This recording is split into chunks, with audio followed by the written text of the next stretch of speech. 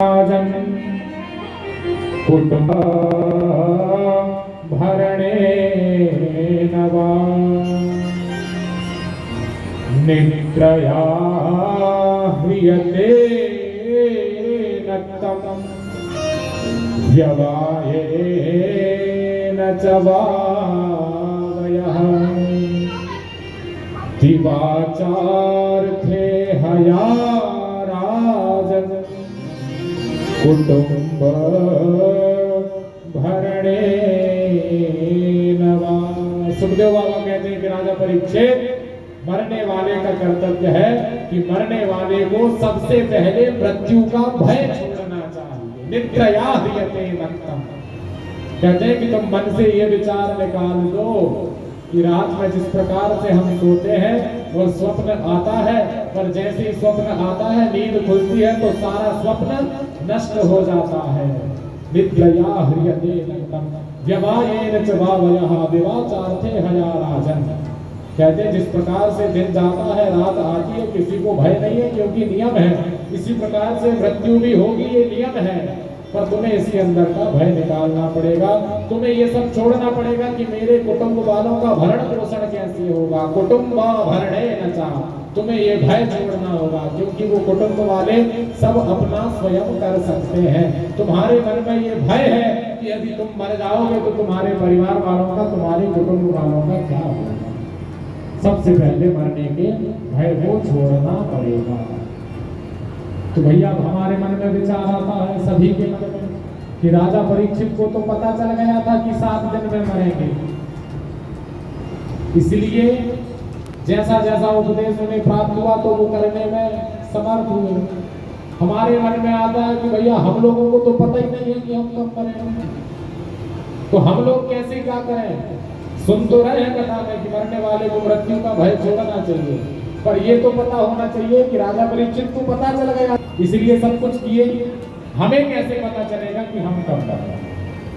तो हमारे लिए भी है ना एक नोटिस आता है, जैसे कोर्ट कचहरी से नोटिस आता है, ऐसे ही मृत्यु भी हमारे लिए एक नोटिस भेजती है। जानते हैं काय का नोटिस भेजती है? मृत्यु अपना नोटिस भेजती है। मृत्यु का नोटिस है, दृग दृग नहीं तेज देह जब डगमग पग पग मग मग अलग परम चग चग मुख दंत बचन फग फग जब अनुचर लगभग जब रम।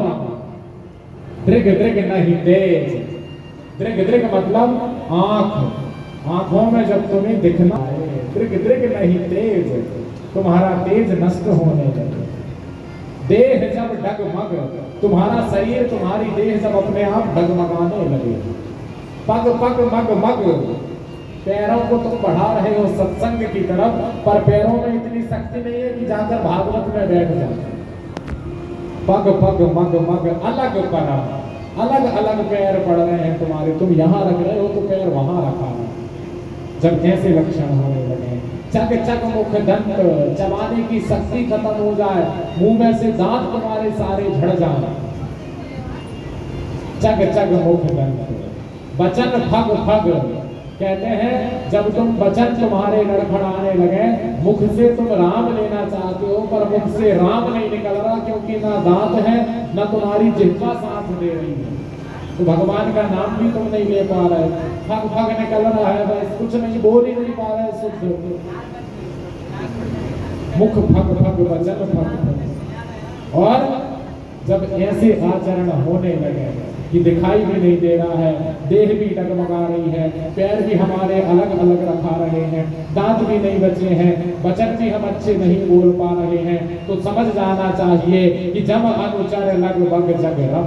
जम, जम मतलब यम, अनुचर मतलब यम के दूत, लगभग लगभग हमारे आसपास भ्रमण करने लगे हैं। जब ऐसे लक्षण दिखाई देने लगे तो तुम समझ जाओ कि भैया यम के दूत तो मेरे आसपास कहीं घूम रहे हैं। जग रम अनुचर, यही रमण कर रहे हैं, भ्रमण कर रहे हैं, कब तुम्हें ले जाएं तुम्हें पता नहीं है। इसलिए जब ऐसे लक्षण होने लगे ना तो सब कुछ छोड़ देना चाहिए। अलग अलग आश्रम बताए हैं ना हमारे, गृहस्थ आश्रम, वानप्रस्थ आश्रम और संन्यास आश्रम। जब ये पता चल जाए ना कि भैया हमारी मृत्यु भी निकट है, अब मृत्यु को भगाने का उपाय क्या है जानते हो? मृत्यु का भय कैसे निकलता है? तो मृत्यु का भय निकलता है भाव से। भाव जब आता है तो भक्ति जागृत होती है, और जब भक्ति जागृत होती है तो फिर मृत्यु का भय नहीं रहता, फिर तो भक्ति में लीन हो जाता है। क्या होगा क्या नहीं होगा वो परमात्मा के ऊपर छोड़ दिया, सब भरोसा परमात्मा।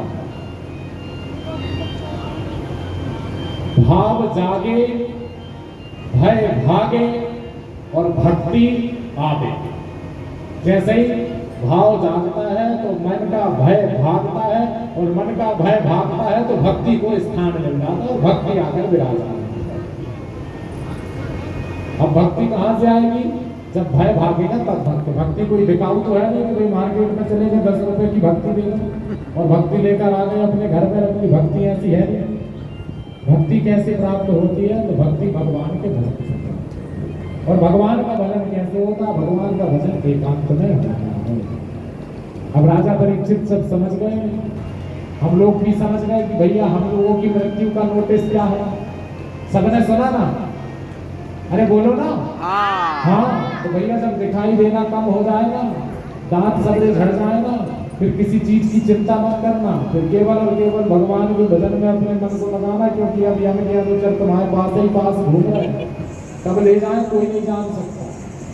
तो उस समय क्या करना है? उस समय मृत्यु के भय को छोड़ देना है। राजा परीक्षित ने क्या किया? राजा परीक्षित को पता चला, सब कुछ छोड़कर आ गए राजा परीक्षित, अपना राज्य आदि सब छोड़कर।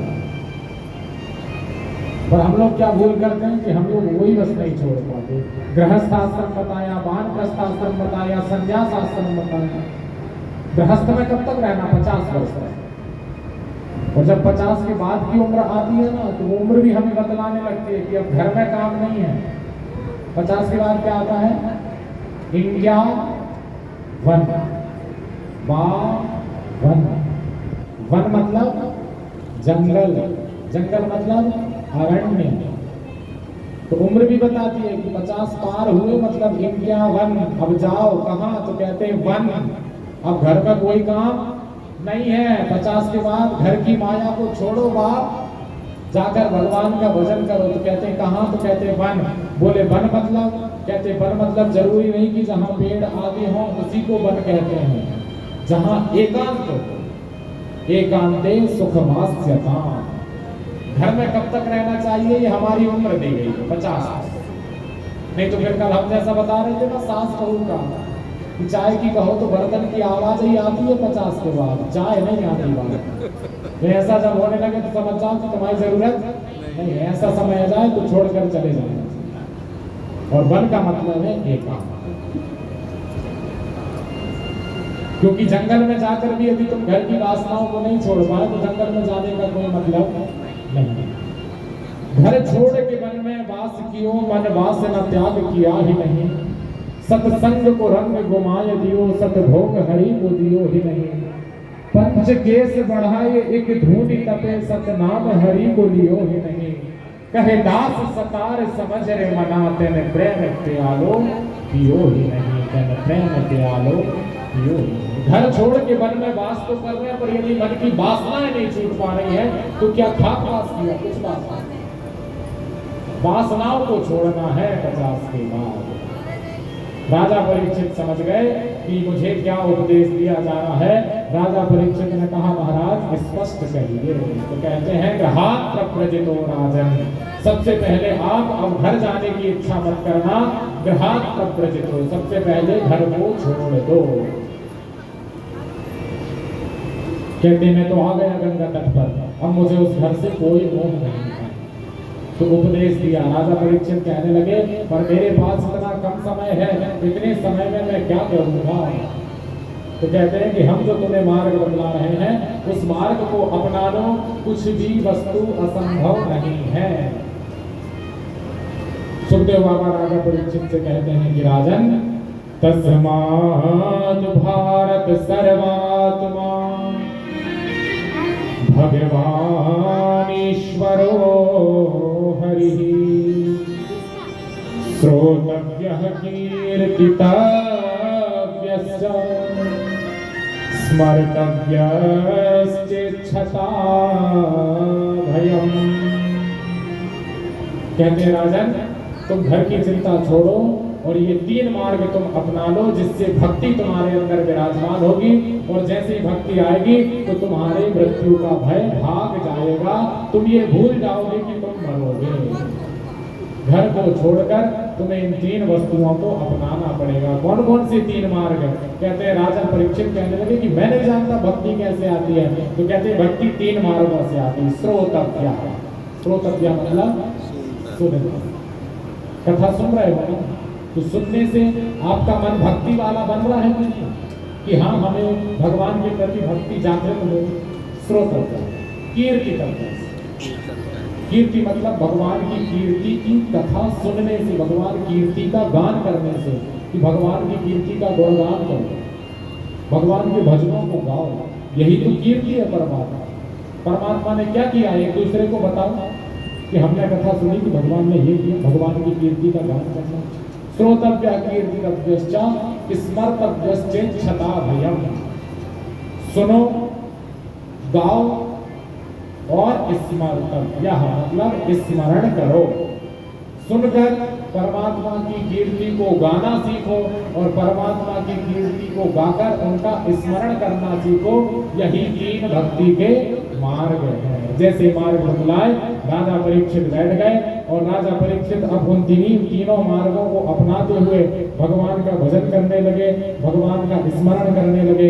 गंगा के समीप पर बैठकर, गंगा के तट पर बैठकर तीनों मार्गों को अपनाते हुए, आइए हम भी 2 मिनट के लिए भजन के माध्यम से राजा परीक्षित के साथ तीनों मार्गों को